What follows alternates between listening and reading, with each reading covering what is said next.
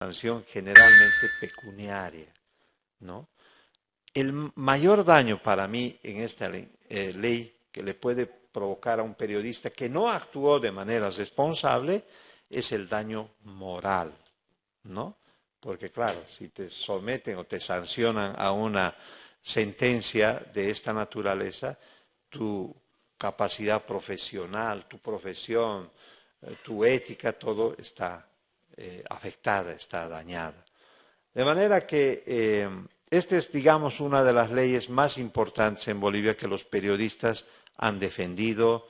Yo creo que lo van a seguir defendiendo siempre, pero es una ley pasada, que si algún rato se la modifica, hay que actualizarla, porque aquí no se incluye a la televisión, no se incluye a las radios, no se incluye al internet, etc. Bueno, aparte de eso hay otras leyes, hay un estatuto orgánico del periodista que en general establece que todos los periodistas deben ser profesionales. Ese es solo un saludo, porque en realidad no se ha logrado que los periodistas en Bolivia, los que ejercen el periodismo, sean solo profesionales, ¿no? Es más, la Asociación de Periodistas en su estatuto dice que los periodistas que sean afiliados a esta organización, aquí ustedes tienen colegio, en Bolivia es asociación, ¿no? Y no conozco qué otras organizaciones hay aquí, pero yo al colegio sí conozco. En Bolivia, los que deberían estar en la asociación son periodistas profesionales, pero eso es una mentira, porque en la asociación hay periodistas que no son profesionales, se abrió la puerta y gente que no es profesional entró. Aquí para agregar, no sé si ya me he pasado, ya termino en 3 minutos, menciono rápidamente, se ha aprobado en esta última época una ley contra el racismo que ha generado problemas, porque esta ley contra el racismo ha enfrentado a propietarios, con el apoyo de algunos periodistas, al gobierno, y finalmente se aprobó la ley porque dispone que los medios de comunicación, radiales, televisivos, escritos y de las nuevas tecnologías, como el Internet, eliminen de sus programaciones lenguajes, expresiones y manifestaciones racistas, xenófobas y otros de contenido discriminatorio. El problema ha surgido que cuando compruebas tú que ha habido un uso de un lenguaje racista, le puedes quitar la licencia de funcionamiento a un medio de comunicación, comprobado el hecho. Y aquí es donde los medios de comunicación, los propietarios de los medios de comunicación, han generado toda una movilización para oponerse a este tipo de sanción, principalmente. En su artículo 16, esta ley, por ejemplo, dice, el medio de comunicación que autorizare y publicare ideas racistas y discriminatorias será pasible de sanciones económicas y de suspensión de licencia de funcionamiento sujeto a reglamentación. Esto ha generado muchos problemas porque, claro, los medios no querían perder sus licencias, ¿no? Pero bueno, hemos comprobado nosotros que en Bolivia había pues un lenguaje racista. En lo que se llamó en una época la Media Luna, por ejemplo, que eran algunas ciudades del oriente, se decía, por ejemplo, que los que vivían en el occidente, sobre todo en los valles y en el altiplano, los medios decían, era una raza maldita, una mezcla de llamas, de ovejas, ese era el lenguaje político que se utilizaba. Y eso generó que organizaciones sociales y de derechos humanos propongan al gobierno la aprobación de una ley contra el racismo. Finalmente se aprobó esta ley, de eso no pasó, los medios cambiaron de lenguaje, hoy hay un respeto más a otras culturas. Yo les decía al principio, somos 36 culturas, ya no se asume este tipo de lenguaje. La mayor parte en Bolivia es indígena, más del 60% pertenecen a estas culturas que he hecho Aymara fundamentalmente. De manera que esa es una ley muy importante, la ley contra el racismo, que tiene...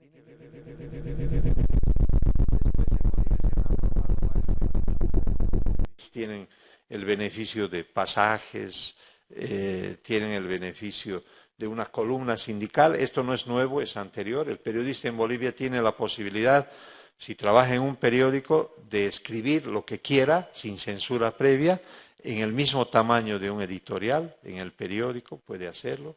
En la televisión tiene 3 minutos, en la radio tiene 5 minutos, si no recuerdo mal. En fin, es algo que al periodista le garantiza también en el medio donde él trabaja poder emitir libremente su opinión. Y la ley de telecomunicaciones, mencionaste, la ley de telecomunicación ha cambiado. Yo empecé diciéndoles cómo era la propiedad de los medios de comunicación. El 96% era privado, ¿no? Y ahí en lo privado estaban empresas privadas, religiosas, en fin. Hoy la estructura de la ley de telecomunicaciones ha cambiado, porque establece esta ley de telecomunicaciones que el Estado podrá tener el 33% de todo el espectro. El sector comercial y privado, otro 33%.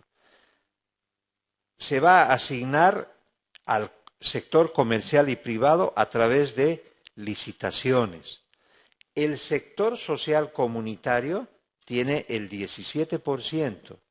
Y los pueblos indígenas originarios, campesinos, comunitarios, el 17% restante.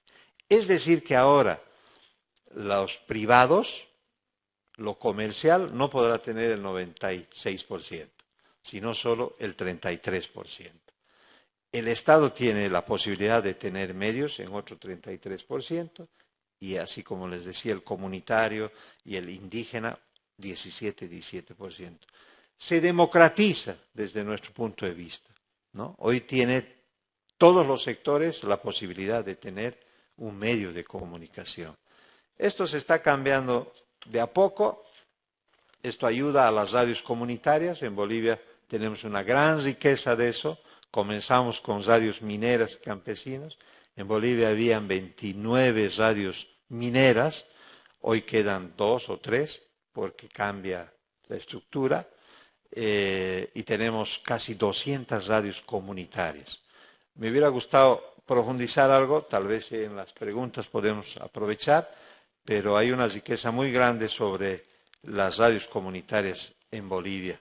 De manera que yo quería explicarles eso ahora, ese cambio de lo que fue antes y lo que hoy es Bolivia. Hay mucho que discutir, por supuesto, se puede debatir harto, pero creo que hemos cambiado en Bolivia todo ese espectro de lo que antes había a lo que hoy es. Creo que ha habido un cambio realmente importante y revolucionario.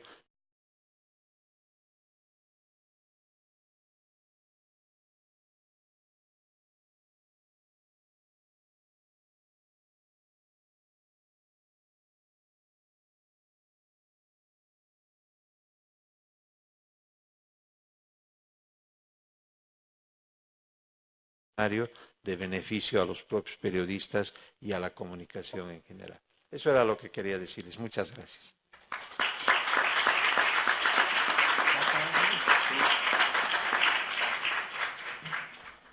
Aló, aló, sí. Iván, muchas gracias. Bueno, después nos queda tiempo para preguntas. Muy interesante lo que nos cuenta. Siempre es interesante saber de primera fuente lo que pasa en países tan cercanos y que desconocemos en gran parte. Me llamaron la atención muchas cosas de que dijiste. Lo de la cláusula de conciencia, claro, eso es algo que yo conocía en otras partes, pero no como un derecho constitucional. Los españoles lo tenían, los ecuatorianos lo tienen, y que protege al periodista. Me informaron que a través, nos están viendo desde Bolivia, ¿no? Así que mandamos un saludo, no sé a qué cámara, a los hermanos bolivianos que nos están viendo por streaming. Confirmaron a Nicolás, nuestro encargado. Ya llegaron algunas colegas de la Mesa de Derecho a la Comunicación e Infancia. Agradezco su llegada, sobre todo por la lluvia y la Avenida Santiago. Tenemos 15 minutos para preguntas, para dudas. Estamos unos 15 minutos atrasados, pero entonces nos vamos a tomar ese tiempo, ese momento para conversar.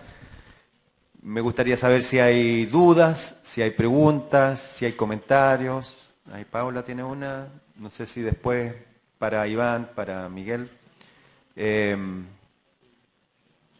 María Eugenia. Denise, ¿tú tienes? Ah, sí, tú tienes el micrófono. Paula. Sí, está bien. ¿Pregunta nomás? Es una pregunta para Iván Canelas. Con respecto a la ley de antirracismo, a mí me parece que es necesario, para poder cambiar un país, es necesario cambiar desde adentro. Pero me llamó la atención que solamente mencionara este racismo respecto a lo que sucede dentro de su país. ¿Qué pasa con esta ley respecto a lo que se dice sobre otros países? Y si es que se ha dado la ocasión de que hayan opiniones sobre opiniones racistas o desvalorando, discriminando a otras naciones.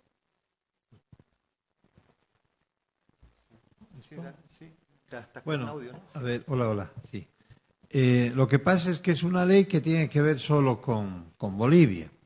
Y en Bolivia aparecía algo invisible, estas actitudes de racismo que se generaban con otras culturas.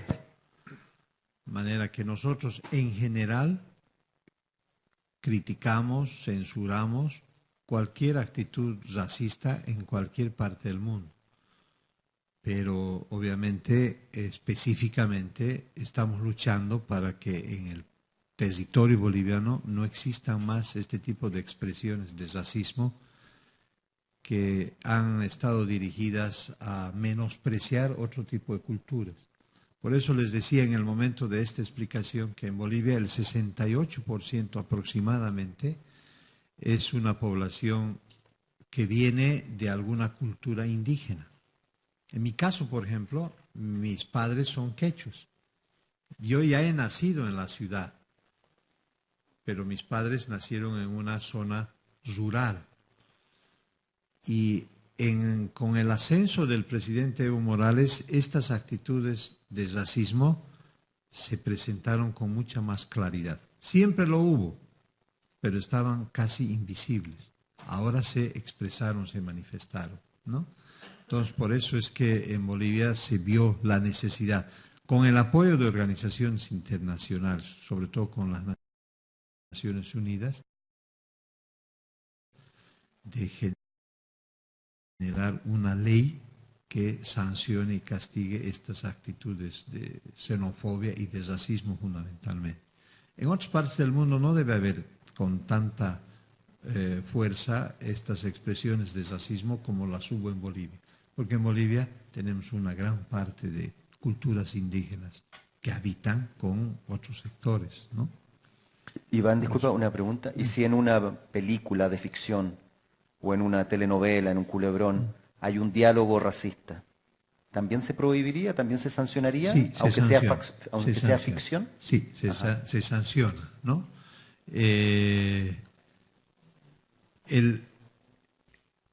Quien promueva este tipo de acciones de racismo es el responsable de eso, ¿no? En Bolivia había obras de teatro, por ejemplo, que menospreciaban la calidad o la cultura de la cholita boliviana. Siempre se la ponía a la cholita boliviana como la que hablaba mal, ¿no? Entonces se menospreciaba, se hacía broma, se hacía chiste. Por ejemplo, en La Paz hay un sándwich que es de chancho y que se le llama el sándwich de chola, ¿no? Entonces, sobre ese tema hubo un gran debate. Nosotros conocemos como sándwich de chola. Entonces, se tuvo que debatir para ver si el término de sándwich de chola era peyorativo o no era peyorativo. Finalmente se quedó como sándwich de chola, pero el lenguaje de desprecio, por ejemplo, a una mujer que no es cholita o que no es chola, por ejemplo, pero para menospreciarle se decía, pareces una chola, ¿no? Entonces, ese tipo de lenguaje se ha intentado y todavía se está intentando borrarla del lenguaje peyorativo, discriminatorio en la sociedad boliviana, fundamentalmente, ¿no? De manera que hay mucho todavía por discutir. Tampoco se trata de sancionar a todo el mundo ni nada, pero tienes que ver el lenguaje que se utiliza en un mensaje.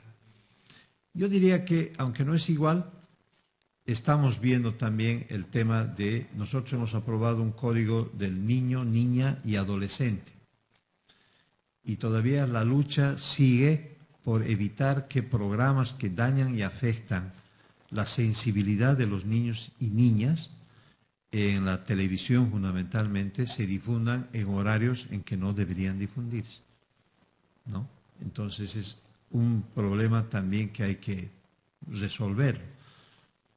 Películas, programas que no son para niños y niñas se difunden 5 de la tarde, por ejemplo.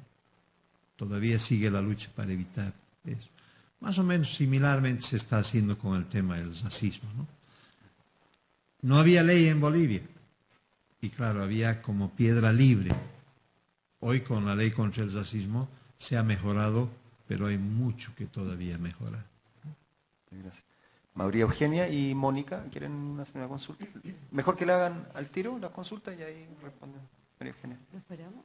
Sí, así. María Eugenia. Sí, es que no te quieren que me alcanza. pare. Ahí. Don Iván, le quiero hacer a usted una pregunta. En realidad son dos.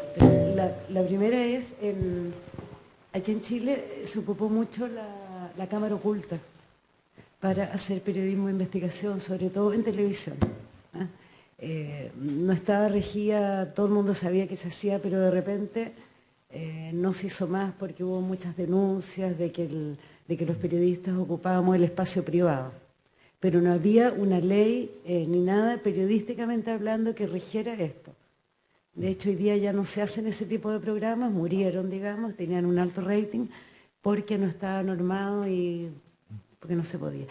Una cosa, y yo quisiera saber si en Bolivia existe esta práctica de las cámaras ocultas para el periodismo de denuncia. Y lo segundo, que es muy cortito, que me llamó la atención sobre el financiamiento de ese 60% de medios que usted dice que no tienen que ver con, que no son comerciales. ¿Cómo se financian esos medios si los financia el Estado? Eso. Ya. Bueno, el tema de la cámara oculta en Bolivia no hay nada así específicamente normado.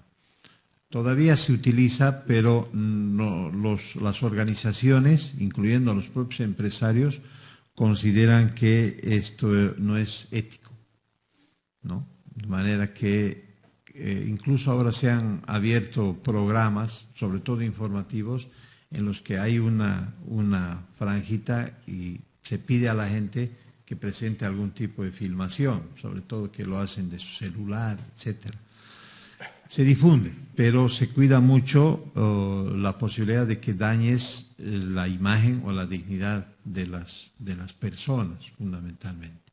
Ahora, se respeta mucho la privacidad de la gente, pero en el caso de las autoridades, de los que están cumpliendo una función pública, hay como que una autorización para que puedas hacer una filmación de esa naturaleza sin sanción alguna, porque no está normado. Ejemplo, el gobierno o las gobernaciones o las alcaldías municipales proporcionan equipamiento a la policía para la lucha contra la delincuencia. Precisamente en Cochabamba, hace un par de años, se entregaron vehículos a la policía y un oficial de la Fuerza Especial de Lucha contra el Crimen apareció en un restaurante con el vehículo y cenando con una reclusa. Entonces eso se filmó, por ejemplo, y eso se difundió en la televisión y eso no tuvo sanción alguna, ni ética ni nada, más bien al contrario, se lo encontró infragante al jefe policial cenando con una reclusa, cuando la reclusa debería estar en En el penal estaba cenando con un oficial.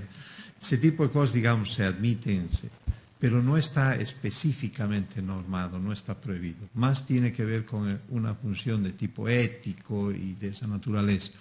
¿Quiénes están más vigilados? Son las autoridades que cumplen una función pública, ¿no? Pero una persona privada, en fin, eso no, ¿no? Es más ético. Y en el tema de, te referías a los medios comunitarios, ¿quién los financia? A eso entiendo que querías preguntar. En general, porque usted decía que un 33% más o menos eran privados, ¿eh? Ahora, sí. ¿Quién financia para que pueda funcionar todo el resto? ¿El Estado mismo? Sí, el tema de los privados son ellos los que tienen que invertir. Y para tener una licencia de funcionamiento tienen que hacer un trámite ante la oficina de telecomunicaciones respectiva. En el caso de los privados, tú tienes que someterte a una licitación. Cuando hay frecuencias disponibles, el Estado publica en un medio de comunicación que hay frecuencias disponibles, entonces tú como privado te presentas a esa licitación, ¿no? Y si logras tener esa frecuencia, pagas un recurso económico al Estado y creas tu propio medio de comunicación, el equipamiento, personal, en fin, ese tipo de cosas, ¿no? Es decir, el Estado no paga. En el pasado, y todavía sigue hoy, estas licencias se distribuyeron a todo el mundo, generalmente bajo el amparo político, ¿no? Cuando había un gobierno de un partido político, este gobierno otorgaba licencias a todos sus amigos, sus militantes, etc. Y las licencias y las frecuencias se convirtieron en un gran negocio, porque si tú pagabas $5,000 para tener una licencia de funcionamiento de una emisora, por ejemplo, tú podías negociar con esa licencia y podías vender esa licencia en $70,000. Eso todavía ocurre hoy, porque el Estado te concede la licencia por un tiempo determinado, generalmente puede ser entre 10 o 20 años. El Estado puede también quitarte esa licencia en ese tiempo determinado, pero esto se convirtió en un negocio. Yo tengo una licencia y yo la puedo vender esa licencia a otra persona, ¿no? Yo pagué para tener esa licencia 5,000 bolivianos, que es una cifra igual para todos, pero podía vendérsela a él, que es un dirigente político, por decir, en $80,000, ¿no? De manera que eso se convirtió en un negocio y eso estamos intentando regular de que eso no sea así. ¿Por qué se convirtió en un negocio? Porque las frecuencias se otorgaban al amparo fundamentalmente político, a todo el mundo. Se daba así, sin licitación, sin nada. Y el otro tema es regular que no solamente los privados deben tener una licencia, sino aquí está el Estado como tal y también otras organizaciones que antes no tenían licencia y no tenían la posibilidad de tener licencia. Las comunidades, por ejemplo, se han creado sus radios con una con potencia mínima, pero son comunidades que administran sus licencias con la cuota de la comunidad. La comunidad pone un recurso, más o menos como las radios mineras. Las radios mineras persistieron durante mucho tiempo no porque ganaban recursos, porque no ganaban, no les daba nadie publicidad, en fin. El trabajador ponía un boliviano de su aporte sindical y con eso funcionaban las radios mineras, ¿no? Esa es más o menos la estructura que existe. En honor al tiempo nos quedan, les pido que las preguntas sean al callo y las respuestas también. Quedan, a ver, ¿tú querías hacer una pregunta, sí, no es cierto? ¿Mónica? Sí, sí. Detrás de Mónica, el estudiante, y Fernando. Y con eso cerramos. Tal vez podríamos hacer las preguntas al tiro, las 4 preguntas, y para que respondan entonces. Mónica, por favor. Sí, en relación a la primera pregunta que hicieron acá, Se me ocurre que estaba dirigido más al tema de la rivalidad que hay, digamos, y que se promueve de los medios de comunicación, pero que provienen, ¿cierto?, desde las élites dominantes en ambos países, la rivalidad que se cultiva, que se impone entre los pueblos. Se me ocurre que la pregunta iba en ese sentido. Y si en Bolivia hay alguna política de cambiar esta situación, porque los pueblos se nos ponen en situación de inamistad, pero no es por intereses propios de los pueblos, sino que es por intereses de las élites. Entonces, si hay una actitud, porque si queremos construir, ¿cierto?, un latinoamericanismo, ¿cierto?, una cultura latinoamericana, una hermandad latinoamericana, tenemos que esto revertirlo. Entonces quiero saber si en Bolivia se piensa realmente en ese sentido. Hacemos las preguntas y de ahí respondemos. Después está aquí, hay el chico que quería preguntar. Sí, para el gobernador Canelas, yo conozco Bolivia, tengo familia allá, especialmente ido a Cochabamba, y he visto en televisión especialmente que hay noticieros en idioma quechua en Cochabamba, en idioma aymara en La Paz, Oruro, Potosí, pero me sorprende el horario, que es muy temprano, como a las 6:30 de la mañana, 6 de la mañana, y no veo un noticiero en horario central, 8 de la noche, 9 de la noche. ¿Es necesario o hace falta que haya un noticiero en ese horario, o que haya falta un canal de televisión en idioma aymara, en idioma quechua, en idioma guaraní, para acercar más a los pueblos originarios? Muchas gracias. Quedan tu pregunta y Fernando, y ahí y cerramos para luego hacer un cafecito y dar pie a la segunda mesa, que es Derecho a la Comunicación e Infancia, que ya les voy a explicar. Fernando, y ahí el...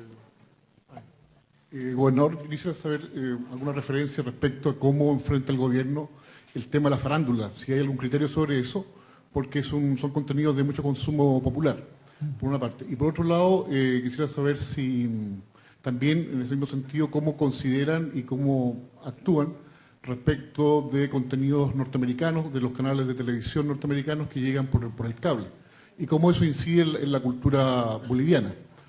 Y a Miguel le quisiera preguntar también respecto a la investigación que hicieron sobre Chile y Colombia.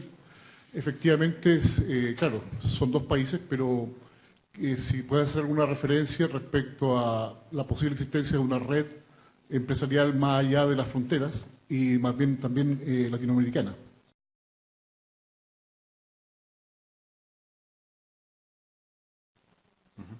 Y la última pregunta. ¿Tienes micrófono? La pregunta es para Miguel. Principalmente en la exposición de Iván, él nos narraba que en Bolivia hubo un cambio de constitución y que influyó en los medios de comunicación. Mi pregunta es la siguiente, si crees tú que ese podría ser la vía en Chile para una democratización de los medios de comunicación. Bueno, lo único que les pido, por favor, en honor al tiempo y además a las colegas que están aquí y ya llegaron, que las preguntas sean... las respuestas sean concisas. Gracias. Por favor. Bueno, sí, hay una red. Todos los millonarios de Latinoamérica se conocen y se juntan, y hacen summits, y hacen encuentros, así como la gente que está a favor de mayores democratizaciones también se junta. Lo interesante son los cruces extramediáticos, ¿ya? Porque, por ejemplo, no sé si ustedes veían ayer el partido de Chile, Perú, tiraban chistes en Perú sobre Totus, como si Totus fuese una empresa peruana. Y no, Totus es de acá. De tener más y mejores medios relacionados a los intereses de las propias comunidades y sus necesidades, sin que sea como la política de Ricardo Lagos respecto al acceso a la universidad. En el sentido de que bueno, no hay plata para todos, pero vamos a dar el acceso al endeudamiento y que todos puedan participar y que todos puedan entrar a la universidad, y resulta que la crisis después sea de otro tipo. ¿Entendí? O sea, creo que la pregunta es meritocracia, pero confiando, pero verificando. A eso me refiero que es que si alguien lo está haciendo mal con financiamiento público, tiene que cerrar. Si alguien lo está haciendo mal con financiamiento privado, tiene que cerrar. El problema es que ninguna de esas dos axiomas han funcionado hasta ahora. A nivel privado, los medios de comunicación generalmente son subvencionados por status quo, por formas de pensar. El CNTV está haciendo un estudio al respecto de publicidad, y hay montones de cosas que no se conversan en público, que tienen que ver con colusiones y con otro tipo de cuestiones en relación a la forma que se financian los medios de comunicación. Pero también tiene que ver con otra cosa. Cuando hablamos de la publicidad estatal, por ejemplo, tiene que ver con que el Mercurio tiene un muchísimo mejor equipo de venta para capturar esa información que el Día del Periodista. Entonces la pregunta ahí es, bueno, ¿cómo nosotros aplanamos la cancha para que todos ellos puedan tener la misma capacidad de competencia, tomando en cuenta la asimetría de recursos que tiene uno con el otro? Y claramente eso en un proceso de conversación constitucional puede ser. Bueno, cierra Iván, por favor, acuérdate lo del tiempo. Rapidito para terminar. Las leyes en Bolivia, las que se aprobaron, no afectan generalmente los contenidos de los medios, ¿no? No hemos puesto ni se ha puesto énfasis, excepto en el tema ese de veracidad y responsabilidad, que tiene que ver con el código de ética de las propias organizaciones fundamentalmente. De manera que no hay una prohibición en lo que los medios puedan decir que no sea en el tema de los propios códigos de ética y de respeto a los demás. Y esto no solamente personas, sino instituciones, países, etcétera. Yo soy un convencido de que la libertad de expresión termina el momento en que comienzan los derechos de las otras personas, ¿no?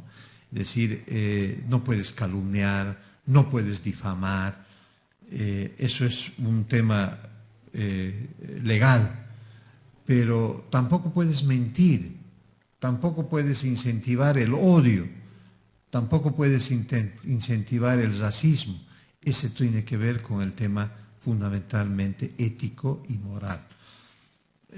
Yo personalmente no sé quién nos pintó las fronteras. Nos han pintado las fronteras y nos han separado, cuando todos deberíamos estar juntos, porque, como decía la compañera, somos una patria grande, somos latinoamericanos, somos hermanos, tenemos diferente color, diferente cultura, pero nosotros los bolivianos en general somos convencidos que todos somos hermanos y hermanas, fundamentalmente. De manera que son en general algunos medios los que han utilizado a veces este tipo de diferencias entre países para generar mayor audiencia, para tener mayor compra y para separarnos. Eso, menos mal, cada vez más, por lo menos en Bolivia, está disminuyendo, ¿no? Y estamos trabajando en ello fundamentalmente. Y en el tema del idioma quechua es cierto, pues, ¿no? Ha sido tanta la lucha para que se reconozca a los pueblos indígenas que al final se ha reconocido, los medios han reconocido, pero hay una actitud de discriminación todavía, porque efectivamente la programación en idioma originario, indígena, se las relega a horarios que casi no se lo ven, ¿no? O no se escuchan. Efectivamente, los informativos en quechua y en aymara fundamentalmente comienzan desde las 5 de la mañana. La explicación es que generalmente los campesinos, los indígenas, son madrugadores. Es verdad también, es madrugadores, 4:30, 5 de la mañana, ya están ellos escuchando radio o a veces viendo televisión. Pero somos convencidos de que debería ir ampliándose en horarios de importancia. Yo les contaba ayer, uno de mis problemas es que yo hablo muy poco quechua. Y cuando tú vas a cubrir información, bueno, cuando yo hacía periodismo, porque en Bolivia, si nos metemos a la política, los periodistas dejamos de hacer periodismo, ¿no? Eso lo hacemos así. Yo, por ejemplo, no ejerzo el periodismo hace 8 años, pero dejamos. Aunque los medios de comunicación que hacen periodismo, hacen política, y nos dicen que son independientes, ¿no? Obvio, porque todo es política. Ecuánimes, imparciales. Pero bueno, es tema de otra discusión. Pero eso es cierto, lo que tú dices es cierto. Hay que ir ampliando el uso del idioma originario en otro tipo de programaciones. Pero es una lucha. Antes no existía, no había. Las radios tienen más programación en idioma que la televisión. Si tú escuchas algunas radios, ya lo hacen en idioma originario, ¿no? El problema es que mucha gente de la ciudad no habla. Yo hablo muy poco y debería hablar, ¿no? Porque en Bolivia, en el área quechua, si tú vas al mercado y le hablas a una persona en quechua, esa persona se siente más confiada, es mucho mejor. Pero no todos hablan quechua, ¿no? De manera que estoy plenamente de acuerdo que todavía el espacio que se otorga al idioma es muy poco y que hay que ir avanzando. No hay tampoco en el tema de las farándulas, ese tipo de programación, un control en lo que vayan a decir. En general, en Bolivia, ese tipo de contenido se ha dejado al tema ético y moral, ¿no? No hemos querido meternos mucho en el tema de los contenidos porque eso en alguna medida te afecta a la libertad de expresión, ¿no? Y no hemos querido hacerlo eso. Por eso hemos incluido en la Constitución, y digo hemos incluido porque yo fui el primero que el 2006 declaró públicamente que lo mejor que le puede pasar al periodismo es la autorregulación. Eso también es un tema de discusión, pero es mucho mejor a que alguien te esté diciendo no debes hacer, porque has dicho eso, eso no deberías haberlo puesto, no deberías haber dicho. Como en Ecuador, ¿no? No sé. Pero es mucho mejor a que tú sepas exactamente lo que tienes que hacer. Y cuando emites un mensaje, a quién puedes ofender o a quién debes difamar. Es decir, ahí entra todo. Ahora, eso es bien difícil, porque decimos que nos deberíamos autorregular y a veces sobrepasamos realmente nuestra función de servicio a la sociedad, porque para mí el periodismo es un servicio. Finalmente, el tema de los canales por cable, eso sigue siendo un problema. En Bolivia, la mayor parte de la gente no tiene acceso a la televisión por cable, ¿no? Eso está más concentrado en las ciudades, pero ahí no hay un tipo de control. Ahí sí se puede generar hasta contenidos que dañen y afecten a la cultura, a la gente, al país, en fin, ¿no? Yo tengo personalmente muchas críticas a algunos informativos que nos llegan del exterior, sobre todo de esas grandes cadenas de televisión. Pero en Bolivia no está nada normado. Puedes sancionar o puedes prohibir que se difunda una programación en Bolivia si es que afecta las normas que hemos ido mencionando en el tema de los valores éticos y morales que debería haber, ¿no? Hemos protestado mucho con algunos medios internacionales, sobre todo con CNN, ¿no? Pero bueno, admitimos, dejamos en el ámbito de la libertad de expresión también que funcionen, ¿no? Pero es así, no tenemos tampoco un control estricto sobre esto. Eso. Bueno, muchas gracias a ambos. Les pido un gran aplauso para Miguel, para Iván. Ha sido muy interesante escucharlos.